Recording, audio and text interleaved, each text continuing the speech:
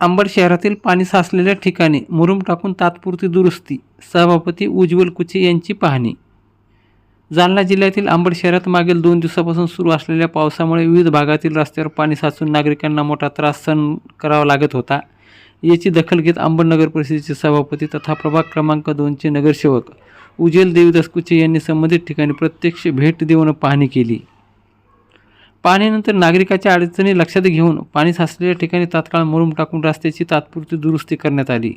यामुळे नागरिकांना काही प्रमाणात दिलासा मिळाला असून वाहतूकही सुरळीत करण्याचा प्रयत्न करण्यात आला आहे. यावेळी जिल्हा कार्यकारिणी सदस्य भाजपा योगेश देशमुख, अंबड शहर भाजपा अध्यक्ष सौरभ कुलकर्णी, प्रभाग क्रमांक 2 मधील नागरिक आकाश जळके, लक्ष्मण पारडकर, बालाजी झांबरे, किशोर आंबोरे, पत्रकार भाऊसाहेब खरात, मनीष उदावंत तसेच इतर नागरिक यावेळी नगर परिषद प्रभाग क्रमांक 2चे तथा सभापती उज्ज्वल देवीदास कुचे यांच्यासोबत उपस्थित होते.